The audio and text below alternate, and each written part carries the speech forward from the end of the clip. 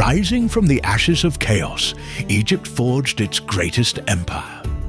The New Kingdom was a golden age of warrior pharaohs, sprawling conquests and god-kings who reshaped the ancient world.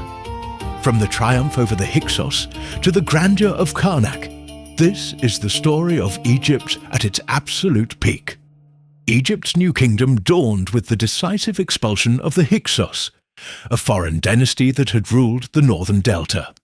You can check out our last episode for a more complete version. Ahmose besieged the Hyksos capital Avaris multiple times and finally captured it. He then pursued the retreating Hyksos to their fortress at Sharuhen in southern Canaan, which fell after a 3-year siege. By around 1550 BCE, Ahmose had reunified Egypt under Theban rule, ending the Second Intermediate Period. Victorious, he wasted no time securing Egypt's borders, campaigning into the land of Hyksos origin in the Levant, and striking south into Nubia to neutralize the kingdom at Kerma, which had also been a menace. With these campaigns, Ahmose restored Egyptian hegemony over Lower and Upper Egypt, reasserted control over Nubia and Canaan, and then reorganized the administration to rebuild the nation. He reinvigorated the economy, trade routes, and initiated a building program, constructing his pyramid at Abydos. It was to be the last royal pyramid built in Egypt, putting a close to the 1,000-year tradition.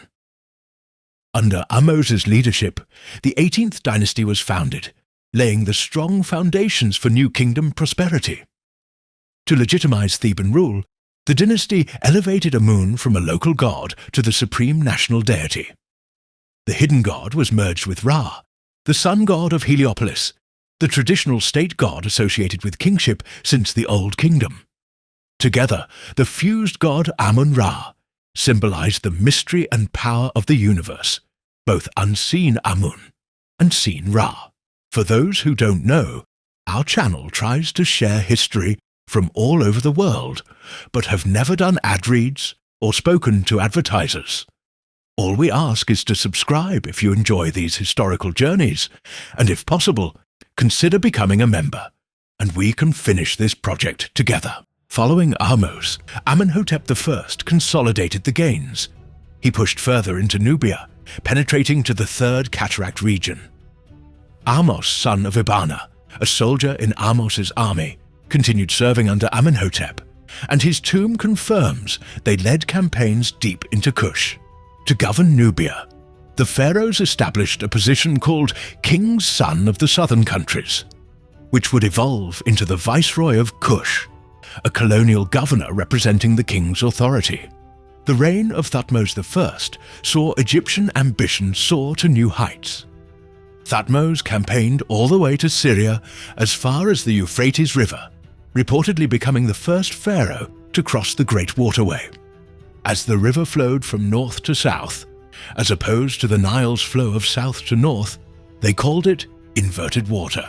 In a bold thrust, his army marched into Mesopotamian fringes, where the local Syrian princes temporarily submitted to Egypt. Though the cities rebelled after he left, the precedent was set. Egypt had announced itself as one of the powers in the Near East. After rebellion in Nubia, Thutmose also led several expeditions south, putting a nail in the coffin of the Nubian kingdom penetrated to at least near the Fourth Cataract.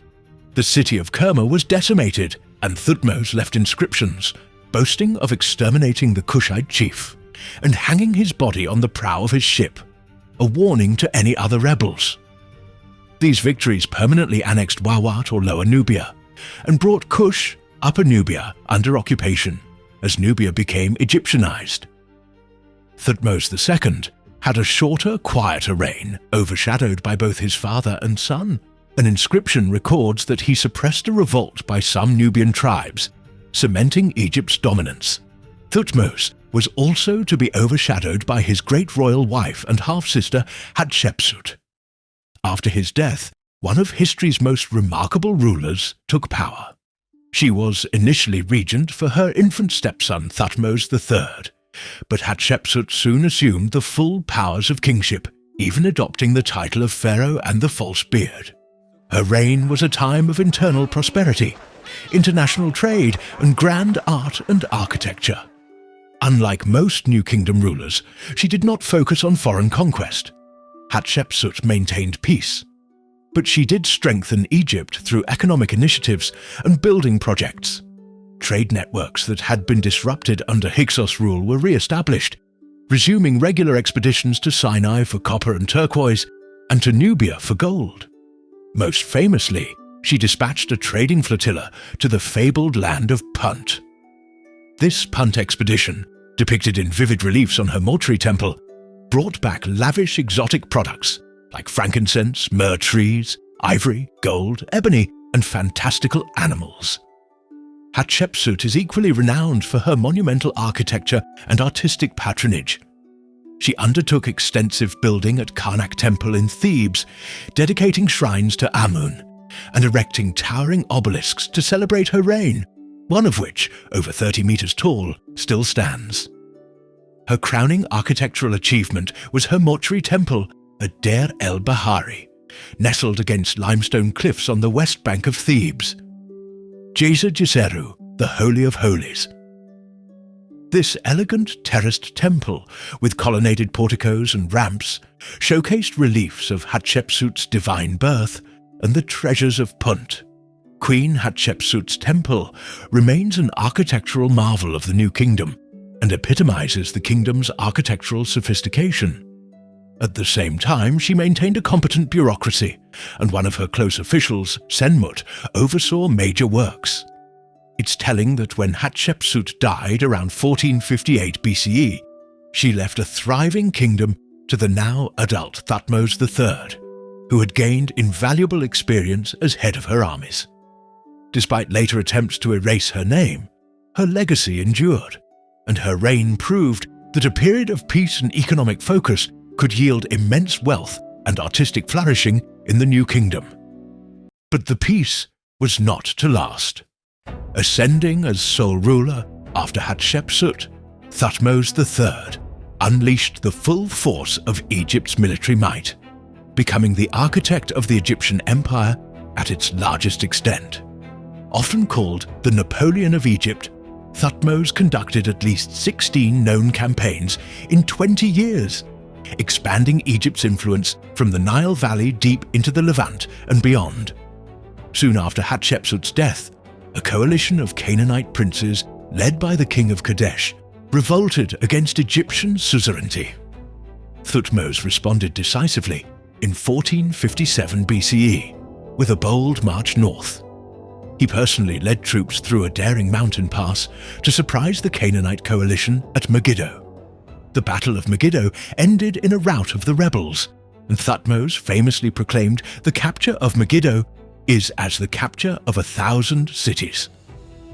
Over the next 2 decades, Thutmose repeatedly campaigned in the Levant, systematically reducing city-states that resisted him. His annals inscribed at Karnak record the wealth of plunder and tribute from these campaigns, listing hundreds of conquered towns. Thutmose boasted of capturing a staggering 350 cities during his reign. Beyond Canaan, Thutmose III pressed into northern Syria in a later campaign and crossed the Euphrates River, just as his grandfather had. But this time, it was to confront the major regional power, the Kingdom of Mitanni, a Hurrian country with an Indo-Aryan ruling class hypothesized to have migrated from the east. Thutmose's army traversed the Euphrates on boats carried overland, catching the Mitannian forces by surprise. He then plundered Mitannian territory in the Orontes Valley. While he did not destroy Mitanni, his bold forays established Egypt as a rival to the Mesopotamian kingdoms. At the same time, Thutmose didn't forget about Nubia. An inscription from his 50th year mentions a campaign to quell a revolt, indicating he maintained Egypt's southern holdings vigorously. He ordered a fortified settlement to be built. The site was chosen because of the large rock outcrop called Jebel Barkal, which became associated with Amun, and a temple complex was built near it. A city soon coalesced called Napta, which will have some significance in later episodes. Thutmose III's success rested on military reforms and innovations. He expanded and professionalized the army, likely incorporating chariotry and archery units with improved tactics. He is credited with training a corps of loyal Canaanite and Syrian princes taken as hostages and educated in Egypt to ensure the next generation of vassals would be Egyptianized and loyal. After Megiddo, he established garrisons and administrative centers at strategic Canaanite sites to maintain control, like at Gaza and Kumidi. Annual campaigns became routine, cementing a Pax Egyptiaca, or Egyptian peace, in the Levant. The Egyptian Empire under Thutmose reached its zenith. Egypt's sphere of influence extended from Napta, deep in Nubia, to the Euphrates in the north. These military triumphs yielded enormous booty and tribute, gold, cattle, crops, and captives, fueling an economic and cultural golden age. Thutmose used the wealth to enrich Amun's temples and build monuments glorifying Amun and, of course, himself. At Karnak, he added his festival hall, the Akhmenu, with vibrant reliefs of his campaigns and a botanical garden depicting exotic plants and animals he encountered abroad. After 54 years of rule, Thutmose III left Egypt at the height of power and prosperity, and later pharaohs aspired to match his conquests. Under his heirs, Egypt would enjoy the fruits of empire, but surprises can lay around any corner. Thutmose III was succeeded by his son Amenhotep II, a man who strove to uphold his father's martial legacy. After Thutmose's death, Amenhotep campaigned brutally in Syria to suppress revolts. One record boasts of a grim intimidation tactic, Amenhotep executing 7 rebel princes and hanging their bodies on the walls. He claimed great athletic prowess as well, depicting himself shooting arrows through copper ingots to demonstrate his strength. His policies kept the empire intact, and he notably brought back Mitanni as an ally through diplomacy, easing conflict on that front. By Amenhotep's death, Egypt's geopolitical position remained secure and dominant. Thutmose IV is best known for the dream stealer he erected at the Great Sphinx, claiming the gods promised him kingship if he cleared the sand from the ancient statue. His reign was relatively short, but he maintained diplomacy with Mitanni, continuing a shift from conflict to alliance. Thutmose even married a Mitannian princess, fostering peaceful relations. The long reign of Amenhotep III marked the apogee of New Kingdom artistic and economic glory, often dubbed a Golden Age. Amenhotep ascended the throne of an empire at peace, and made strategic use of diplomacy to maintain Egypt's supremacy. He styled himself as a divine king of unrivaled wealth, and leveraged that wealth to foster international goodwill. Egypt engaged in lively correspondence and gift exchange with other great powers of the late Bronze Age world, as vividly recorded in the Amarna letters. These clay tablet letters include missives from the kings of Babylon, Mitanni, Assyria, Hatti, and vassal princes of Canaan. They reveal that Amenhotep married foreign princesses from Mitanni and Babylon to cement alliances and exchanged rich gifts of gold. In one letter, Babylon's king complains that gold is as plentiful as dirt in Egypt, and the pharaoh should send more as a sign of friendship. This era's diplomacy, sometimes called the Club of Great Powers, kept Egypt at the center of a stable international system. Amenhotep skillfully balanced relations. For example, he corresponded with Tushratta of Mitanni, who sent a statue of the goddess Ishtar to cure Amenhotep's ailments. Domestically, Amenhotep III presided over an unprecedented flowering of the arts. Egyptian craftsmanship reached new heights in sculpture, jewelry, and pottery during his reign. He and his chief queen, Tiye, were depicted in countless statues and reliefs with refined, serene features. Queen Tiye herself, a non-royal by birth, became highly influential in court politics. Amenhotep proclaimed himself the Sun King and celebrated 3 said festivals to rejuvenate his rule. In Thebes, he built the magnificent Luxor temple, dedicated to Amun's divine aspects, and it remained a ritual house of kingship, where the god Amun's statue met the pharaoh's car during the Upet festival, a procession that began at Karnak.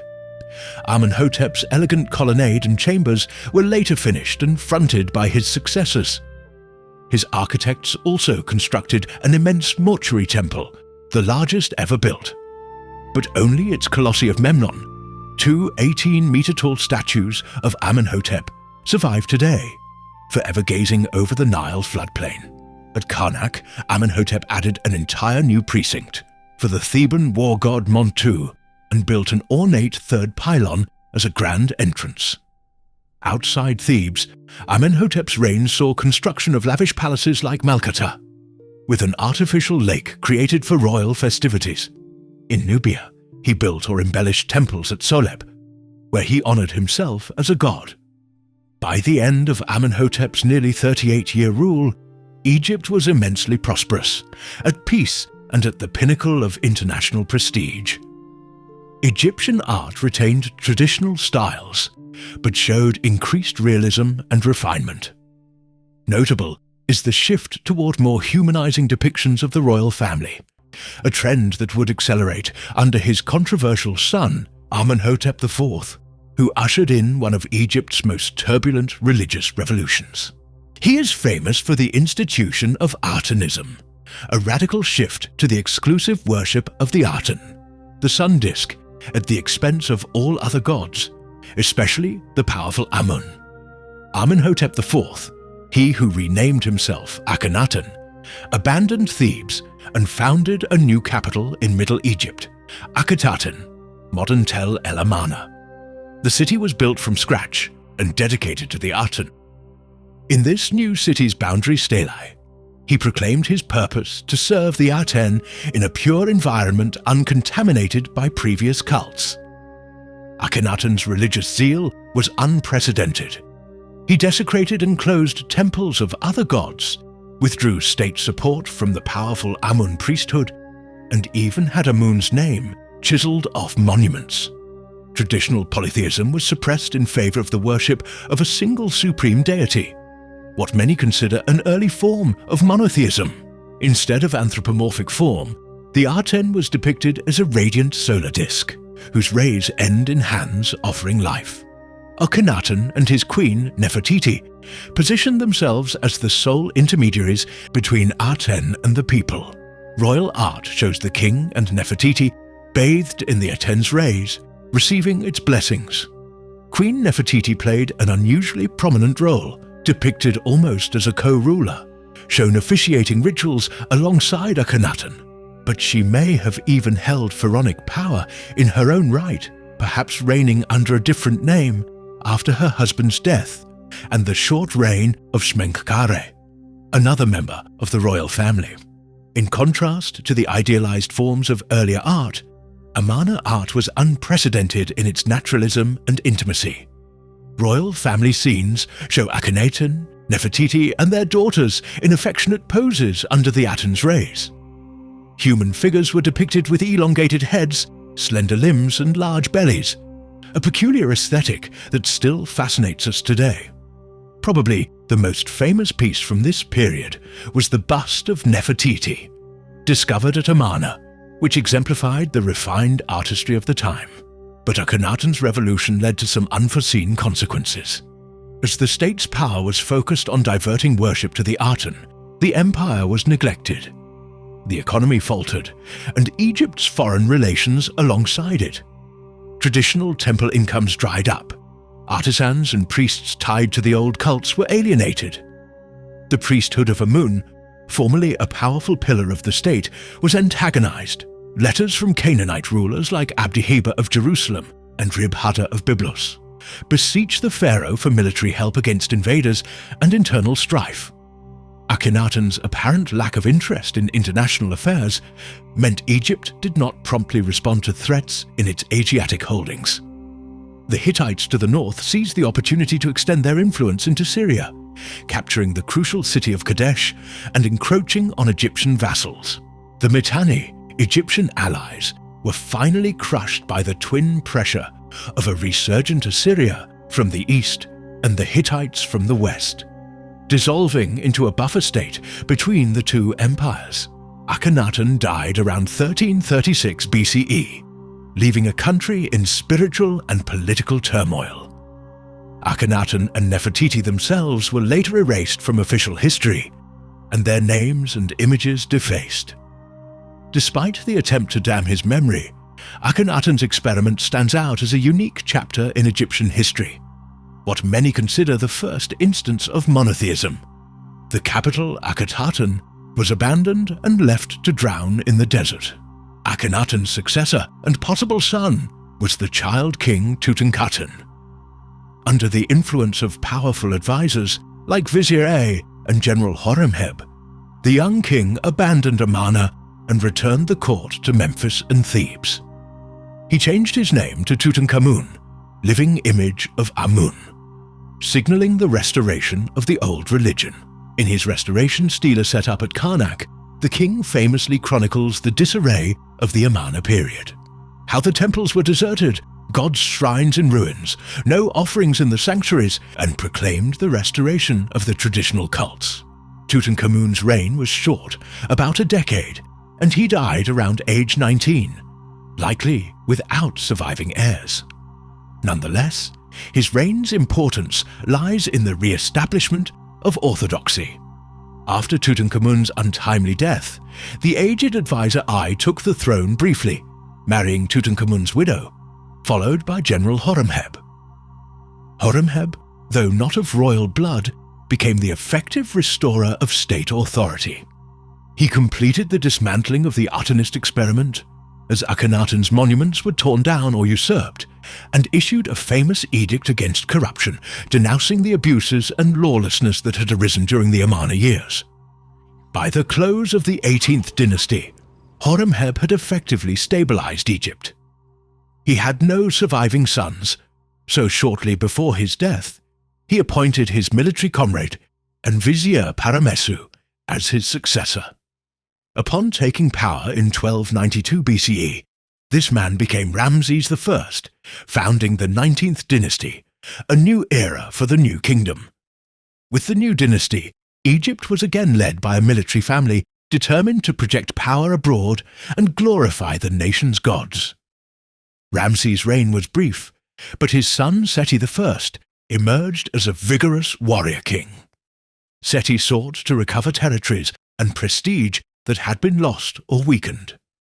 In his first decade, Seti launched campaigns on multiple fronts. In Canaan and Syria, he confronted the encroaching Hittites and rebellious vassals. Seti's proudest achievement was the recapture of the city of Kadesh on the Orontes. At Karnak, grand battle reliefs on the north wall of the hypostyle hall depict Seti fighting in the Levant, smiting enemies in his chariot. One scene and accompanying stela celebrate his defeat of a Hittite force at Kadesh and the temporary Egyptian reoccupation of that region, though Kadesh would soon slip back to Hittite control. But Seti had made a statement that Egypt was back on the grand stage. Seti's army also campaigned against the Shasu Bedouin, Semitic pastoral nomads in southern Canaan and Edom, securing Egypt's road to the Red Sea. To the west, another people drew Seti's attention. Early in his reign, he battled Libyan tribes, likely the Libu or Meshwesh, who were threatening Egypt's western delta frontier. Egyptian sources describe Seti defeating these Libyans, but the Libyan frontier would be a recurring concern for the new kingdom pharaohs. In Nubia, Seti also campaigned, or at least toured, to affirm Egyptian dominance. Seti's series of wars in Western Asia, Libya and Nubia in just the early years of his reign effectively reasserted Egypt's military presence after the lull of the Amarna period. But Seti's most ambitious project was at Karnak, the great hypostyle hall, erecting most of its 134 papyrus bundle columns and decorating the entire north wing. This hall, eventually finished by his son, was made to represent the primeval papyrus swamp, from which the primordial god Atum first hatched at the beginning of creation, and was carved with intricate scenes of pharaohs' offerings to gods. Seti also built a beautifully carved temple at Abydos, dedicated to Osiris and the ancestral kings, which includes the famous Abydos King List, a chronicle of predecessors, excluding the Amarna pharaohs, of course. In western Thebes, he started a grand mortuary temple, which was also completed by his son. In all these inscriptions, Seti emphasized restoring Ma'at and venerating the gods. By the end of Seti I's reign, Egypt's empire was secure once again. The northern frontier was pushed up to at least southern Syria. Egyptian influence in the Levant was reasserted, Nubia was obedient, and incursions by Libyans were dealt with. But one looming challenge remained. The Hittite Empire, a mighty Bronze Age state which had grown powerful in Anatolia and northern Syria. The stage was set for Seti's son, to clash with the Hittites in one of antiquity's most famous confrontations.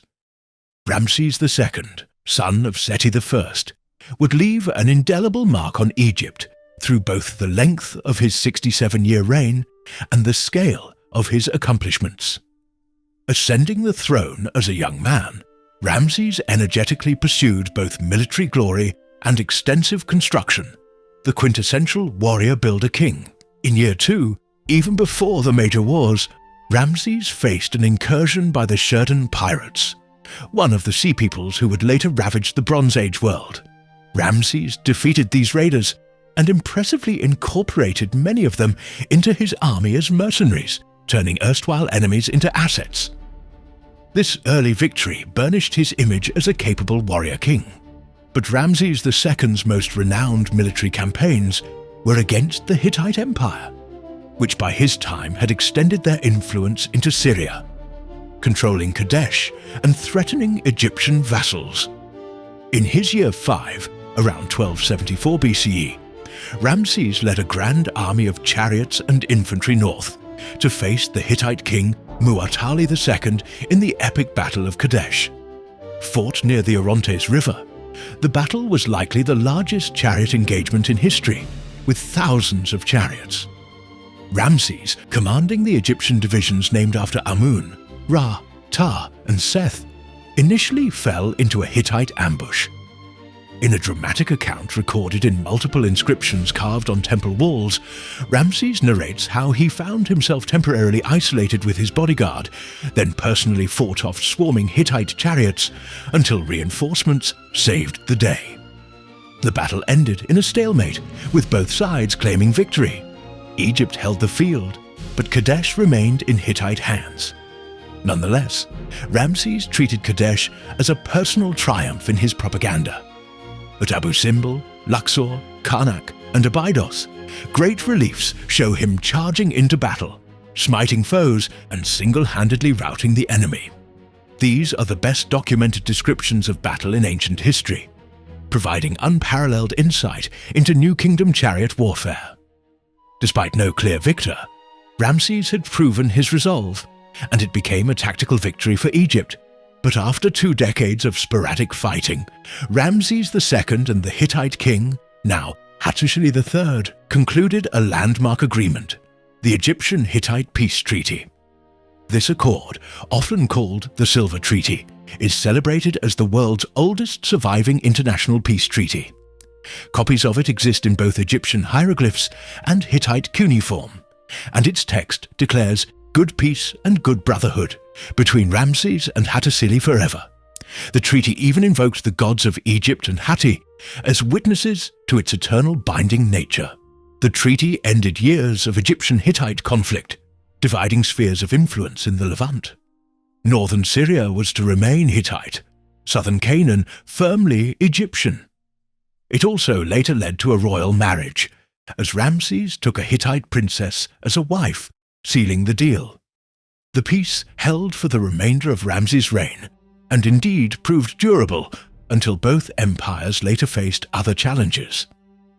Parallel to his military endeavors, Ramses II embarked on an unprecedented building spree, arguably unmatched by any other pharaoh. He was determined to leave his mark on every corner of Egypt and Nubia. At Thebes, he added colossal statues and a new pylon at Luxor Temple, including the famous pair of red granite obelisks, one of which stands in Paris today. Nearby at Karnak, he completed the hypostyle hall started by his father and added a great court in front of the second pylon. With almost every king adding pylons, courts and sanctuaries, what started as a small temple site dedicated to Amun during the Middle Kingdom would continue expanding over the centuries to become the largest religious complex on earth. Ever the builder, Ramses constructed a magnificent new capital city in the eastern delta called Pi-Ramses, the House of Ramses, formerly a summer palace under his father. This city, closer to the affairs in West Asia, the Hittites, Shasu raids, and Levantine vassals, became the new capital for the administration of the empire, and is mentioned in accounts as brimming with chariots and weapons, likely serving as a military base against the Hittites. Ramses II's mortuary temple in Thebes, the Ramesseum, boasted an array of statues and was inscribed with his military exploits. Across Nubia, he commissioned a series of imposing temples as both religious monuments and symbols of Egyptian authority. The greatest of these are the rock-cut temples of Abu Simbel, carved into a sandstone cliff. The great temple of Abu Simbel features 4 colossal seated figures of Ramses, each over 20 meters high, guarding the entrance. A powerful statement to Nubians and any would-be invaders from the south. The interior walls show Ramses in battle and worshipping the gods, while a unique solar alignment illuminates the sanctuary on 2 dates each year. Other Nubian temples by Ramses include those at Gurf Hussein, Wadi es-Sebua, Der, and a smaller rock temple dedicated to Nefertari, where she is depicted as goddess Hathor. Egyptian gods, especially Amun and Ra, were worshipped in these temples, furthering the Egyptianization of the region. Ramses also demonstrated a penchant for self-promotion, often usurping earlier statues by carving his name on them. As a result, later eras found his eternal name ubiquitous across Egypt. He likely had over 100 children, with a large harem of wives and concubines. Just the tomb he built for his sons in the Valley of the Kings is the largest royal tomb ever found in Egypt, containing over 120 chambers. This hidden royal necropolis was situated on the west bank of Thebes, designed to protect mummies and treasure from looting. Pharaohs from Thutmose I onward carved elaborate rock-cut tombs within the naturally pyramid-like mountain. The beautifully painted chambers of Seti I's tomb, and especially Tutankhamun's famous treasure-filled tomb, have become some of the most well-known. By the middle of his reign, after the Hittite treaty, Ramses II enjoyed relative peace and turned inward to administration and construction. He celebrated 14 said festivals, more than any predecessor. Egypt was prosperous, and even before his death, Ramses had achieved a semi-legendary status. Later generations called him Ramses the Great and looked back on his reign as a pinnacle of Egyptian civilization. But as we've seen with some predecessors, the very length of his reign created a problem, as many of his heirs died before him. When Ramses died in his 90s, he was succeeded by his 13th son, Amenhotep, himself an aging man in his 60s. The 19th dynasty then entered a period of succession challenges that would test Egypt's resilience.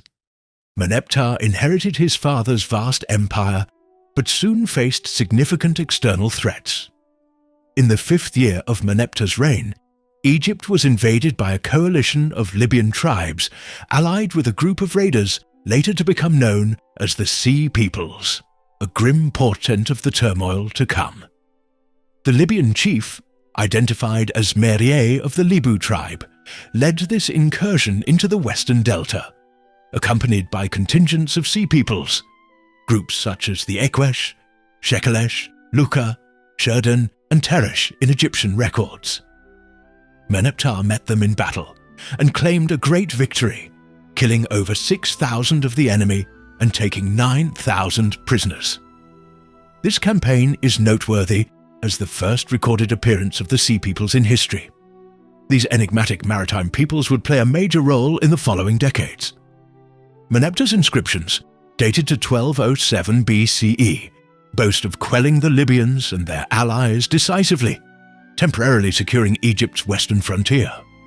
Meneptah also had to deal with unrest in Canaan.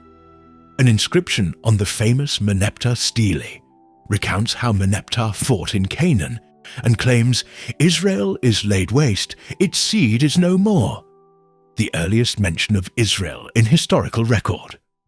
This suggests Meneptah suppressed rebellions among city-states and nomadic groups as far as the Judean hills. But after Meneptah's rule, the stability of the 19th dynasty waned. Meneptah's son Seti II, and a usurper, possibly his half-brother, struggled for the throne. Seti eventually won out, but following him, the dynasty saw quick turnovers, including another shadowy figure named Siptah and Queen Tausret, Seti's widow, who ruled as a pharaoh for a few years. This infighting weakened the dynasty.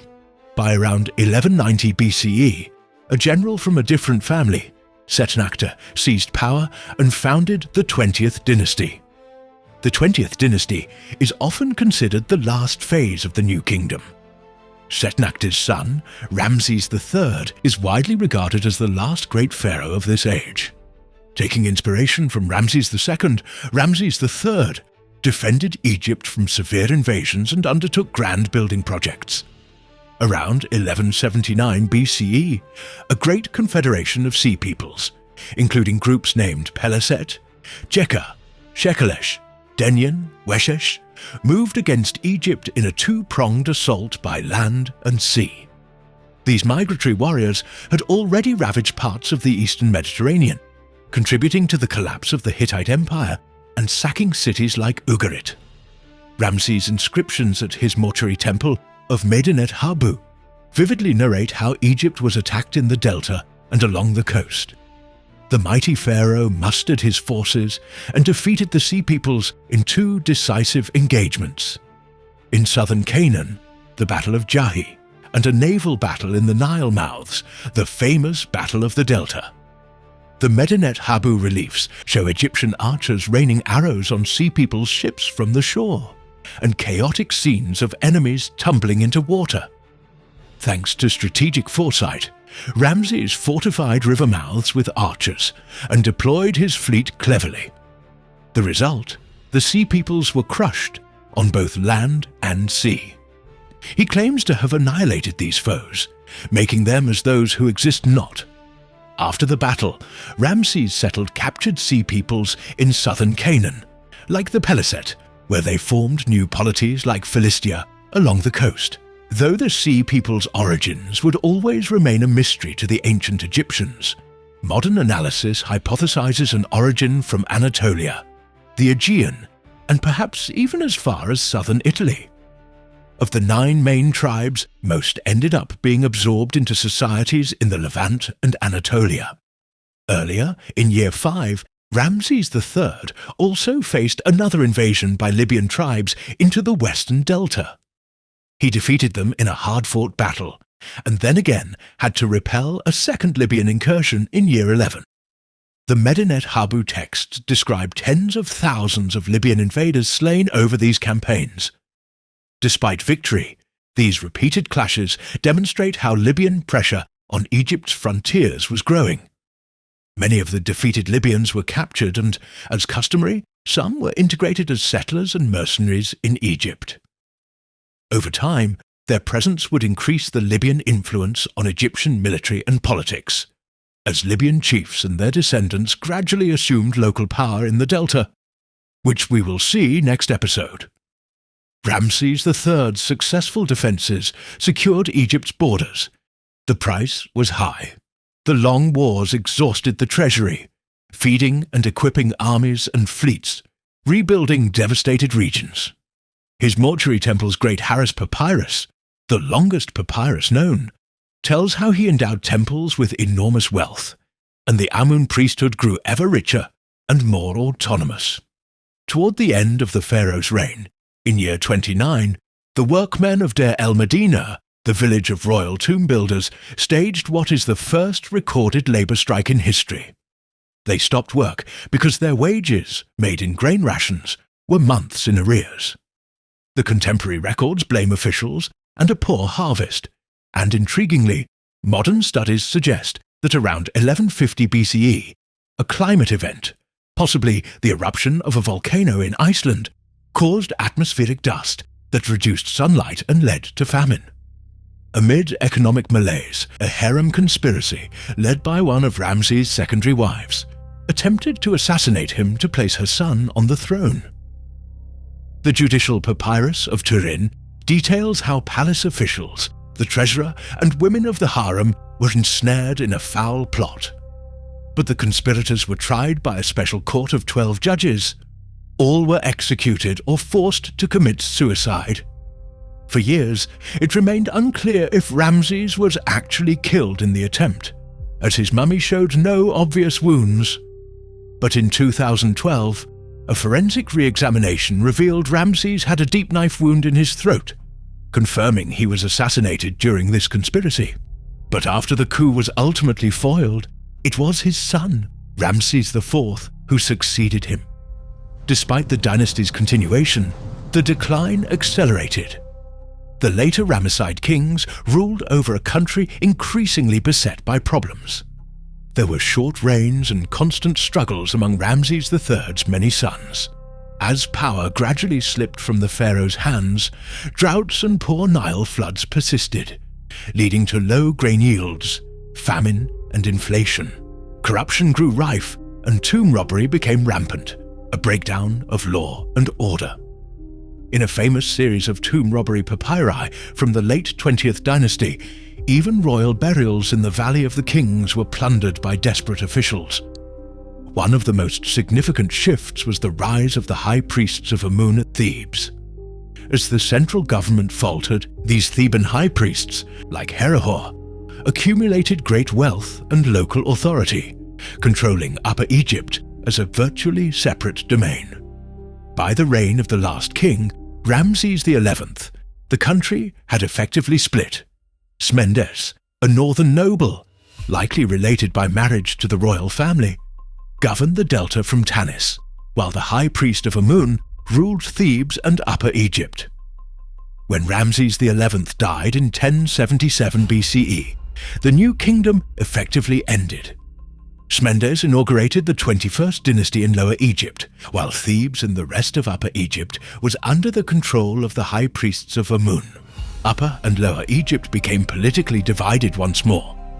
In tandem, the Egyptian empire in Asia had completely disintegrated, as new powers like Israelite kingdoms and Philistine city-states rose in the vacuum.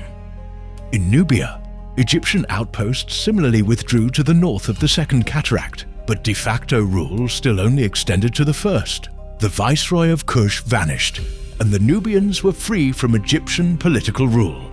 The new kingdom was Egypt at its zenith, an age of empire and splendor, a power unmatched in its history. Pharaohs became conquerors, queens became legends, temples rose like mountains along the Nile. But no golden age lasts forever.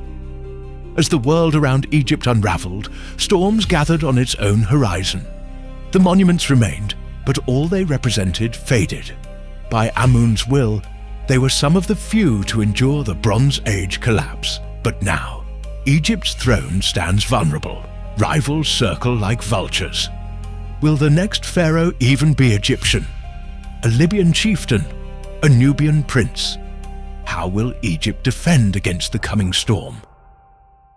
Spoilers, it doesn't.